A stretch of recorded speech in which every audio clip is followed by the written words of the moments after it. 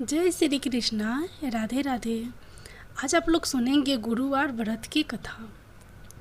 एक बार प्रेम से बोलिए, भगवान विष्णु की जय हो। भारतवर्ष में एक प्रतापी और दानी राजा राज्य करता था। वह नित्य गरीबों और ब्राह्मणों की सहायता करता था। यह बात उनकी रानी को अच्छी नहीं लगती थी। वह ना ही गरीबों को दान देती थी, ना ही भगवान का पूजन करती थी, और राजा को भी दान देने से मना किया करती थी। एक दिन राजा शिकार खेलने वन को गए हुए थे, तो रानी महल में अकेली थी। उसी समय बृहस्पति देव साधु वेश में राजा के महल में भिक्षा के लिए गए और भिक्षा मांगे। रानी ने भिक्षा देने से इनकार किया और कहा कि हे साधु महाराज, मैं तो दान पुण्य से तंग आ गई हूँ। मेरा पति सारा धन लुटाते रहते हैं। मेरी इच्छा है कि हमारा धन नष्ट हो जाए, फिर न रहेगा बांस न बाजेगी बांसुरी। साधु ने कहा, देवी तुम तो बड़ी विचित्र हो। धन संतान तो सभी चाहते हैं, पुत्र और लक्ष्मी तो पापी के घर भी होने चाहिए। यदि तुम्हारे पास अधिक धन है तो भूखों को भोजन दो, प्यासों के लिए प्याऊ बनवाओ, मुसाफिरों के लिए धर्मशालाएं खुलवाओ। जो निर्धन अपनी कुमारी कन्याओं का विवाह नहीं कर सकते, उनका विवाह करा दो। ऐसे और कई काम हैं जिनके करने से तुम्हारा यश लोक परलोक में फैलेगा। परंतु रानी पर उपदेश का कोई प्रभाव न पड़ा। वह बोली, महाराज आप मुझे कुछ न समझाएं। मैं ऐसा धन नहीं चाहती जो हर जगह बांटती फिरूं। साधु ने उत्तर दिया, यदि तुम्हारी ऐसी इच्छा है तो जैसा मैं तुम्हें बताऊंगा तुम 7 बृहस्पतिवार वैसा ही करना। तुम ऐसा करना कि बृहस्पतिवार को घर लिपकर पीली मिट्टी से अपना सिर धोकर स्नान करना। बृहस्पतिवार के दिन कपड़े धोना। राजा से बोलना कि वह हजामत बनवाए और भोजन में मांस मंदिरा खाना। ऐसा करने से आपका सारा धन नष्ट हो जाएगा। इतना कहकर वह साधु महाराज वहाँ से अलोप हो गए। साधु के अनुसार कई बातों को पूरा करते हुए रानी को केवल 3 बृहस्पतिवार ही बीते थे कि उसकी समस्त धन संपत्ति नष्ट हो गई। भोजन के लिए राजा का परिवार तरसने लगा। तब एक दिन राजा ने रानी से बोला कि हे रानी, तुम यहीं रहो, मैं दूसरे देश के जाता हूँ, क्योंकि यहाँ पर सभी लोग मुझे जानते हैं, इसलिए मैं कोई छोटा कार्य नहीं कर सकता। ऐसा कहकर राजा परदेश चला गया। वहाँ वह जंगल से लकड़ी काटकर लाता और शहर में बेचता। इस तरह वह अपना जीवन व्यतीत करने लगा। इधर राजा के परदेश जाते ही रानी और दासी दुखी रहने लगी। एक बार जब रानी और दासी को 7 दिन तक बिना भोजन के रहना पड़ा, तो रानी ने अपनी दासी से कहा कि हे दासी, पास ही के नगर में मेरी बहन रहती है। वह बड़ी धनवान है, तो उसके पास जा और कुछ ले आ, ताकि थोड़ी बहुत गुजर बसर हो जाए। दासी रानी के बहन के पास गई। उस दिन गुरुवार था और रानी की बहन उस समय बृहस्पतिवार व्रत की कथा सुन रही थी। दासी ने रानी की बहन को अपनी रानी का संदेश दिया, लेकिन रानी की बहन कोई उत्तर नहीं दिया। जब दासी को रानी की बहन से कोई उत्तर नहीं मिला, तो वह बहुत दुखी हुई और उसे क्रोध भी आया। दासी ने वापस आकर रानी को सारी बात बता दी। सुनकर रानी ने अपने भाग्य को कोसा। उधर रानी की बहन ने सोचा कि मेरी बहन की दासी आई थी, परंतु मैं उससे नहीं बोली, इससे वह बहुत दुखी हुई होगी। कथा सुनकर और पूजा समाप्त करके वह अपनी बहन के घर आई और कहने लगी हे बहन, मैं बृहस्पतिवार का व्रत कर रही थी।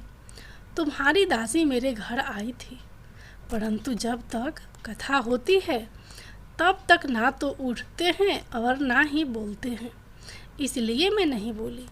कहो दासी क्यों गई थी? रानी बोली, बहन तुमसे क्या छिपाऊं, हमारे घर में खाने तक को अनाज नहीं था। ऐसा कहते कहते रानी की आंखें भर आई। उसने दासी समेत पिछले 7 दिनों से भूखे रहने तक की बात अपनी बहन को विस्तार पूर्वक सुना दी। रानी की बहन बोली, देखो बहन, भगवान बृहस्पति देव सबकी मनोकामना को पूर्ण करते हैं। देखो, शायद तुम्हारे घर में अनाज रखा हो। पहले तो रानी को विश्वास नहीं हुआ, पर बहन के आग्रह करने पर उसने अपनी दासी को अंदर भेजा तो उसे सचमुच अनाज से भरा एक घड़ा मिल गया। यह देखकर दासी को बड़ी हैरानी हुई। दासी रानी से कहने लगी कि हे रानी, जब हमको भोजन नहीं मिलता तो हम व्रत ही तो करते हैं, इसलिए क्यों ना इनसे व्रत और कथा की विधि पूछ ली जाए ताकि हम भी व्रत कर सकें। तब रानी ने अपने बहन से बृहस्पतिवार व्रत के बारे में पूछा। उसकी बहन ने बताया, बृहस्पतिवार के व्रत में चने की दाल और मुनाका से विष्णु भगवान का केले की जड़ में पूजन करें तथा दीपक जलाएं, व्रत कथा सुने और पीला भोजन ही करें। इससे बृहस्पति देव प्रसन्न होते हैं। व्रत और पूजन विधि बताकर रानी की बहन अपने घर को लौट गई। 7 दिन के बाद जब गुरुवार आया तो रानी और दासी ने व्रत रखा। घुड़साल में जाकर चना और गुड़ ले आई, फिर उससे केले की जड़ तथा विष्णु भगवान का पूजन किया। अब पीला भोजन कहाँ से आए, इस बात को लेकर दोनों बहुत दुखी थे, चूँकि उन्होंने व्रत रखा था। इसलिए बृहस्पति देव उनसे प्रसन्न थे। इसलिए वे एक साधारण व्यक्ति का रूप धारण कर 2 थालों में सुंदर पीला भोजन दासी को दे गए। भोजन पाकर दासी प्रसन्न हुई और फिर रानी के साथ मिलकर भोजन ग्रहण किया। उसके बाद वे सभी गुरुवार को व्रत और पूजन करने लगी। बृहस्पति भगवान की कृपा से उनके पास फिर से धन संपत्ति आ गई, परंतु रानी फिर से पहले की तरह आलस्य करने लगी। तब दासी बोली, देखो रानी, तुम पहले भी इस प्रकार आलस्य करती थी। तुम्हें धन रखने में कष्ट होता था, इस कारण सभी धन नष्ट हो गया। और अब जब भगवान बृहस्पति की कृपा से धन मिला है तो तुम्हें फिर से आलस्य होता है। रानी को समझाते हुए दासी कहती है कि बड़ी मुसीबतों के बाद हमने यह धन पाया है, इसलिए हमें दान पुण्य करना चाहिए, भूखे मनुष्यों को भोजन कराना चाहिए और धन को शुभ कार्यों में खर्च करना चाहिए, जिससे तुम्हारे कुल का यश बढ़ेगा, स्वर्ग की प्राप्ति होगी और पितृ प्रसन्न होंगे। दासी की बात मानकर रानी अपना धन शुभ कार्यों में खर्च करने लगी, जिससे पूरे नगर में उसका यश फैलने लगा। एक दिन राजा दुखी होकर जंगल में एक पेड़ के नीचे आसन जमा कर बैठ गया। वह अपनी दशा को याद करके व्याकुल होने लगा। बृहस्पतिवार का दिन था। एकाएक उसने देखा कि निर्जन वन में एक साधु प्रकट हुए। वह साधु वेश में स्वयं बृहस्पति देवता थे। लकड़हारे के सामने आकर बोले, हे लकड़हारे, इस सुनसान जंगल में तू चिंता मग्न क्यों बैठा है? लकड़हारे ने दोनों हाथ जोड़कर प्रणाम किया और उत्तर दिया, महात्मा जी, आप सब कुछ जानते हैं, मैं क्या कहूँ? यह कहकर रोने लगा और साधु को अपनी आत्मकथा सुनाई। महात्मा जी ने कहा, तुम्हारी स्त्री ने बृहस्पतिवार के दिन बृहस्पति भगवान का निरादर किया है, जिसके कारण रुष्ट होकर उन्होंने तुम्हारी यह दशा कर दी। अब तुम चिंता को दूर करके मेरे कहने पर चलो तो तुम्हारे सब कष्ट दूर हो जाएंगे और भगवान पहले से भी अधिक संपत्ति देंगे। तुम बृहस्पतिवार के दिन कथा किया करो, 2 पैसे के चने मुनाका लाकर उसका प्रसाद बनाओ और शुद्ध जल से लोटे में शक्कर मिलाकर अमृत तैयार करो। कथा के पश्चात अपने सारे परिवार और सुनने वाले प्रेमियों में अमृत व प्रसाद बांटकर आप भी ग्रहण करो। ऐसा करने से भगवान तुम्हारी सब मनोकामनाएं पूरी करेंगे। साधु के ऐसे वचन सुनकर लकड़हारा बोला, हे प्रभु, मुझे लकड़ी बेचकर इतना पैसा नहीं मिलता जिससे भोजन के उपरांत कुछ बचा सकूं। मैंने रात्रि में अपनी स्त्री को व्याकुल देखा है। मेरे पास कुछ भी नहीं जिससे मैं उसकी खबर मंगा सकूं। साधु ने कहा, हे लकड़हारे, तुम किसी बात की चिंता मत करो। बृहस्पति के दिन तुम रोजाना की तरह लकड़ियां लेकर शहर को जाओ। तुमको रोज से दोगुना धन प्राप्त होगा, जिससे तुम भली भांति भोजन कर लोगे तथा बृहस्पति देव की पूजा का सामान भी आ जाएगा। इतना कहकर साधु अंतर्धान हो गए। धीरे धीरे समय व्यतीत होने पर फिर वहीं बृहस्पतिवार का दिन आया। लकड़हारा जंगल से लकड़ी काटकर किसी शहर में बेचने गया। उसे उस दिन और दिन से अधिक पैसा मिला। राजा ने चना गुड़ आदि लाकर गुरुवार का व्रत किया। उस दिन से उसके सभी कलेश दूर हुए।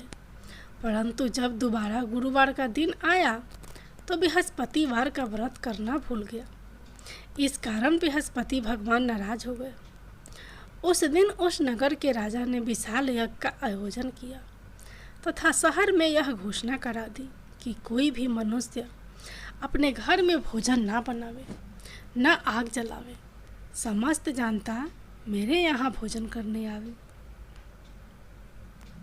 इस आज्ञा को जो ना मानेगा उसे फांसी की सजा दी जाएगी। इस तरह की घोषणा संपूर्ण नगर में करवा दी गई। राजा की आज्ञा अनुसार शहर के सभी लोग भोजन करने गए, लेकिन लकड़हारा कुछ देर से पहुंचा, इसलिए राजा उसको अपने साथ घर लिवा ले गए और ले जाकर भोजन करा रहे थे तो रानी की दृष्टि उस खूंटी पर पड़ी जिस पर उसका हार लटका हुआ था।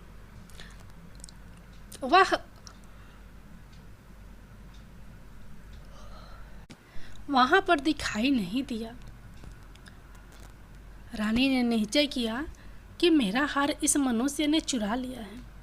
उसी समय सिपाहियों को बुलाकर उसको कारागार में डलवा दिया। जब लकड़हारा कारागार में पड़ गया और बहुत दुखी होकर विचार करने लगा कि न जाने कौन से पूर्व जन्म के कर्म से मुझे यह दुख प्राप्त हुआ है, और उसी साधु को याद करने लगा जो कि जंगल में मिला था। उसी समय तत्काल बृहस्पति देव साधु के रूप में प्रकट हुए और उसकी दशा को देखकर कहने लगे, अरे मूर्ख, तूने बृहस्पति देव की कथा नहीं करी, इस कारण तुझे दुख प्राप्त हुआ है। अब चिंता मत कर। बृहस्पतिवार के दिन कारागार के दरवाजे पर 4 पैसे पड़े मिलेंगे, उनसे तू बृहस्पति देव की पूजा करना, तेरे सभी कष्ट दूर हो जाएंगे। बृहस्पति के दिन उसे 4 पैसे मिले। लकड़हारे ने कथा कही। उसी रात्रि को बृहस्पति देव ने उस नगर के राजा को सपने में कहा, हे राजा, तुमने जिस आदमी को कारागार में बंद कर दिया है वह निर्दोष है, वह राजा है, उसे छोड़ देना। रानी का हार उसी खूंटी पर लटका है। अगर तू ऐसा नहीं करेगा तो मैं तेरे राज्य को नष्ट कर दूंगा। इस तरह रात्रि के सपने को देखकर राजा प्रातः काल उठा और खूंटी पर हार देखकर लकड़हारे को बुलाकर क्षमा मांगी तथा लकड़हारे को योग्य सुंदर वस्त्र आभूषण देकर विदा कर दिया। बृहस्पति देव की आज्ञा अनुसार लकड़हारा अपने नगर को चल दिया। राजा जब अपने नगर के निकट पहुंचा तो उसे बड़ा आश्चर्य हुआ। नगर में पहले से अधिक बाग, तालाब, कुएं तथा बहुत सी धर्मशाला, मंदिर बन गई। राजा ने पूछा कि यह किसका बाग और धर्मशाला है। तब नगर के लोग कहने लगे कि यह सब रानी और दासी के है। तो राजा को आश्चर्य हुआ और गुस्सा भी आया।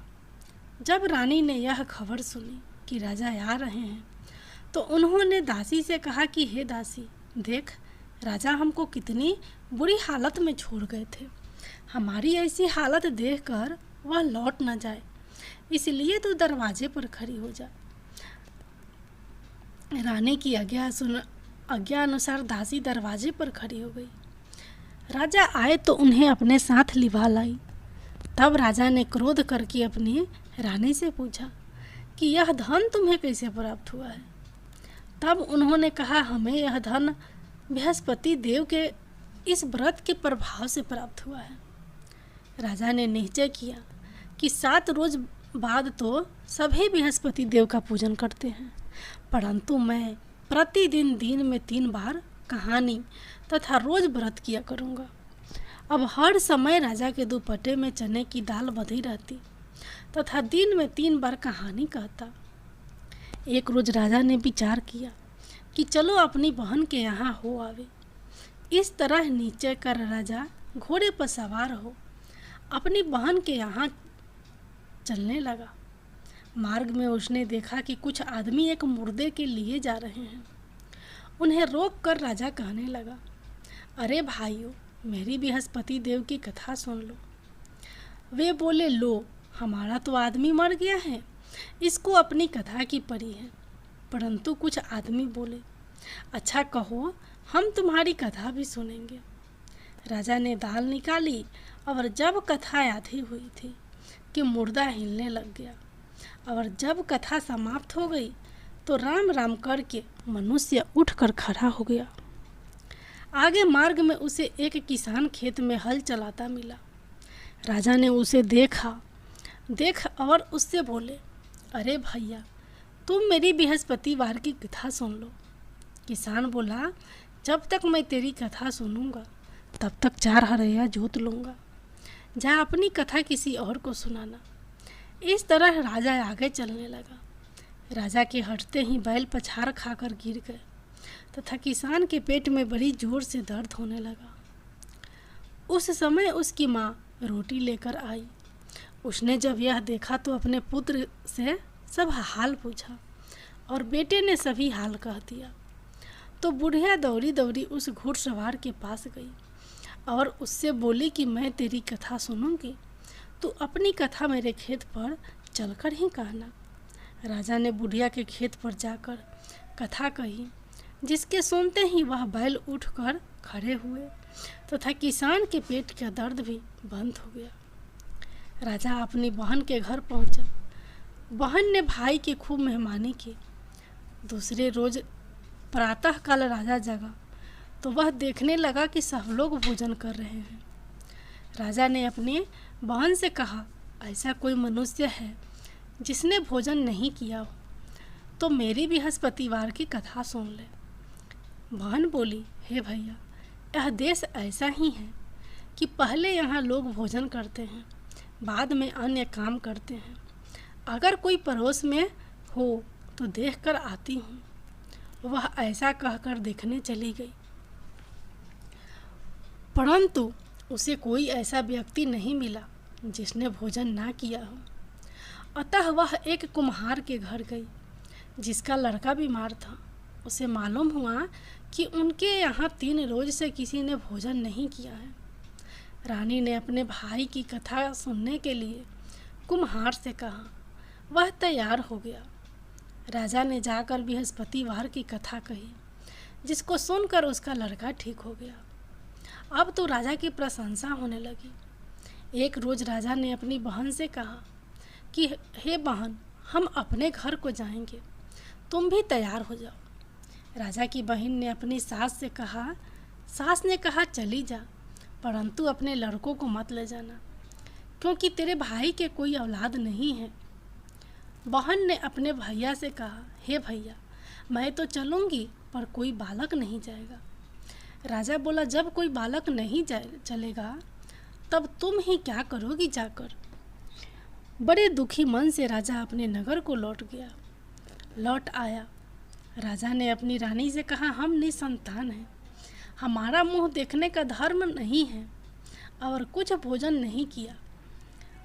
रानी बोली, हे प्रभु, बृहस्पति देव ने हमें सब कुछ दिया है, वह हमें औलाद अवश्य देंगे। उसी रात को बृहस्पति देव ने राजा के सपने में आकर कहा, हे राजा, उठ, सभी सोच त्याग दे, तेरी रानी गर्भ से है। राजा की यह बात सुनकर बड़ी खुशी हुई। 9वें महीने में उसके गर्भ से एक सुंदर पुत्र पैदा हुआ। तब राजा बोला, हे रानी, स्त्री बिना भोजन के रह सकती है, पर बिना कहे नहीं रह सकती। जब मेरी बहन आवे तुम उससे कुछ कहना मत। रानी ने सुनकर हाँ कर दिया। जब राजा की बहन ने यह शुभ समाचार सुना तो वह बहुत खुश हुई तथा बधाई लेकर अपने भाई के यहाँ आई। तभी रानी ने कहा, घोड़ा चढ़कर तो नहीं आई, गधा चढ़ी आई। राजा की बहन बोली, भाभी मैं इस प्रकार ना कहती तो तुम्हें औलाद कैसे मिलती। बृहस्पति देव ऐसे ही हैं, जैसे जिसके मन में कामनाएं हैं सभी को पूर्ण करते हैं। जो सद्भावना पूर्वक बृहस्पतिवार का व्रत करता है एवं कथा पढ़ता है अथवा सुनता है, दूसरों को सुनाता है, बृहस्पति देव उसकी सभी मनोकामना पूर्ण करते हैं। भगवान बृहस्पति देव उसकी सदैव रक्षा करते हैं। संसार में जो मनुष्य सद्भावना से भगवान जी का पूजन व्रत सच्चे हृदय से करते हैं तो उनकी सभी मनोकामनाएं पूर्ण करते हैं। जैसी सच्ची भावना से रानी और राजा ने उनकी कथा का गुणगान किया था, उनकी सभी इच्छाएं बृहस्पति देव जी ने पूर्ण की थी। इसलिए पूर्ण कथा सुनने के बाद प्रसाद लेकर जाना चाहिए। हृदय से उनका मनन करते हुए जयकारा बोलना चाहिए। बोलो बृहस्पति देव की जय हो, भगवान विष्णु की जय हो। अब सुनिए गुरुवार व्रत की अगली कथा। प्राचीन काल में एक ब्राह्मण रहता था। वह बहुत निर्धन था। उसके कोई संतान नहीं थी। उसकी स्त्री बहुत मलिनता के साथ रहती थी। वह स्नान ना करती, ना किसी देवता का पूजन करती। इससे ब्राह्मण देवता बड़े दुखी थे। बेचारे बहुत कुछ करते थे किंतु उसका कुछ परिणाम ना निकलता। भगवान की कृपा से ब्राह्मण की स्त्री के कन्या रूपी रत्न पैदा हुआ। कन्या बड़ी होने पर प्रातः स्नान करके विष्णु भगवान का जप व बृहस्पतिवार का व्रत करने लगी। अपने पूजन पाठ को समाप्त करके विद्यालय जाती तो अपने मुट्ठी में जौ भर के ले जाती और पाठशाला के मार्ग में डालती जाती। तब ये जौ सोने के हो जाते। लौटते समय उनको बीनकर घर ले आती थी। एक दिन वह बालिका सूप में उस सोने के जौ को फटक कर साफ कर रही थी कि तभी उसके पिता ने देख लिया और कहा, हे बेटी, सोने के जौ को फटकने के लिए सोने का सूप होना चाहिए। दूसरे दिन बृहस्पतिवार था। इस कन्या ने व्रत रखा और बृहस्पति देव से प्रार्थना करके कहा, मैंने आपकी पूजा सच्चे मन से की है तो मेरे लिए सोने का सूप दे दो। बृहस्पति देव ने उसकी प्रार्थना स्वीकार कर ली। रोजाना की तरह वह कन्या जौ फैलाती हुई जाने लगी। जब लौट कर जौ बीन रही थी तो बृहस्पति देव की कृपा से सोने का सूप मिला। उसे वह घर ले आई और उसमें जौ साफ करने लगी, परंतु उसकी माँ का वही ढंग रहा। एक दिन की बात है कि वह कन्या सोने के सूप में जौ साफ कर रही थी। उस समय उस शहर का राजपुत्र वहाँ से होकर निकला। इस कन्या के रूप और कार्य को देखकर मोहित हो गया तथा अपने घर आकर भोजन तथा जल त्याग कर उदास होकर लेट गया। राजा को इस बात का पता लगा तो अपने प्रधानमंत्री के साथ उसके पास गए और बोले, हे बेटा, तुम्हें किस बात का कष्ट है? किसी ने अपमान किया है अथवा यह और कारण हो सकता, कहो, मैं वही कार्य करूँगा जिससे तुम्हें प्रसन्नता हो। अपने पिता की राजकुमार ने बात सुनी तो वह बोला, मुझे आपकी कृपा से किसी बात का दुख नहीं है। किसी ने मेरा अपमान भी नहीं किया है, परंतु मैं उस लड़की से विवाह करना चाहता हूँ जो सोने के सूप में जौ साफ कर रही थी। यह सुनकर राजा सोच में पड़ गया और बोला, हे बेटा, इस तरह की कन्या का पता तुम ही लगाओ, मैं उसके साथ तेरा विवाह अवश्य ही करवा दूंगा। राजकुमार ने उस लड़के के घर का पता बतलाया। तब मंत्री उस लड़की के घर गए और ब्राह्मण देवता को सभी हाल बतलाया। ब्राह्मण देवता राजकुमार के साथ अपनी कन्या का विवाह करने के लिए तैयार हो गए तथा विधि विधान के अनुसार ब्राह्मण की कन्या का विवाह राजकुमार के साथ हो गया। कन्या के घर से जाते ही पहले की भांति उस ब्राह्मण देवता के घर में गरीबी का निवास हो गया। अब भोजन के लिए भी अन्न बड़ी मुश्किल से मिलता था। एक दिन दुखी होकर ब्राह्मण देवता अपनी पुत्री के पास गए।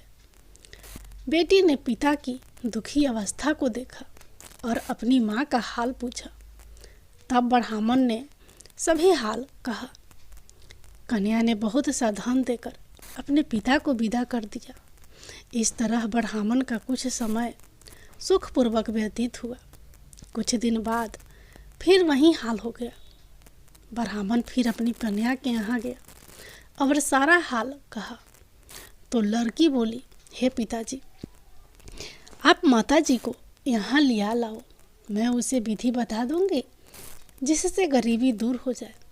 वह ब्राह्मण देवता अपनी स्त्री को साथ लेकर पहुँचे तो अपनी माँ को समझाने लगी, हे माँ, तुम प्रातःकाल प्रथम स्नान आदि करके विष्णु भगवान का पूजन करो तो सब दरिद्रता दूर हो जाएगी। परंतु उसकी माँ ने एक भी बात नहीं मानी और प्रातःकाल उठकर अपनी पुत्री के बच्ची जूठन को खा लिया करती थी। इससे उसकी पुत्री को भी बहुत गुस्सा आया और एक रात को कोठरी से सभी सामान निकाल दिया और अपनी माँ को उसमें बंद कर दिया। प्रातःकाल उसे निकाला तथा स्नान आदि करा के पूजा पाठ करवाया तो उसकी माँ की बुद्धि ठीक हो गई और फिर प्रत्येक बृहस्पतिवार को व्रत रखने लगी। इस व्रत के प्रभाव से उसके माँ बाप बहुत ही धनवान और पुत्रवान हो गए और बृहस्पति जी के प्रभाव से इस लोक के सुख भोग कर स्वर्ग को प्राप्त हुए। सह बोलो विष्णु भगवान की जय। बोलो बृहस्पति देव भगवान की जय।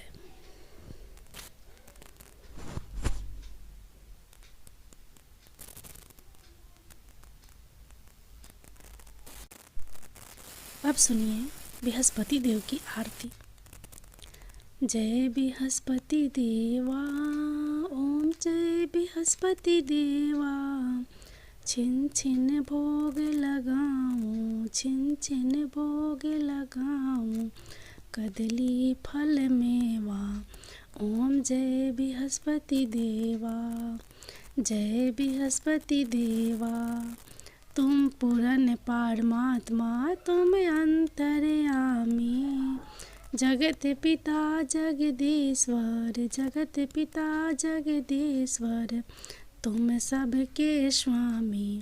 ओम जय बृहस्पति देवा, जय बृहस्पति देवा, चरणामित्र निर्ज निर्मल सब पातक हरता, सकल मनोरथ दायक, सकल मनोरथ दायक, कृपा करो भरता। ओम जय बृहस्पति देवा, जय बृहस्पति देवा, तन मन धन अर्पण कर जो जन शरण परे, प्रभु प्रकट तब हो कर आकर द्वार खरे।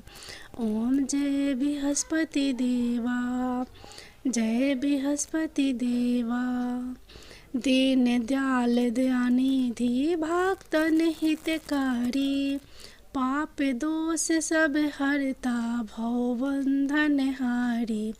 ओम जय बृहस्पति देवा, जय बृहस्पति देवा, सकल मनोरथ दायक सब संशय हारो, विषय विकार मिटाओ संतन सुख हारी। ओम जय बृहस्पति देवा, जय बृहस्पति देवा, जो कोई आरती तेरी प्रेम सहित गावे, जेठानंद आनंद करे सो निश्चय पावे। ओम जय बृहस्पति देवा, जय बृहस्पति देवा। सब बोलो विष्णु भगवान की जय। बोलो बृहस्पति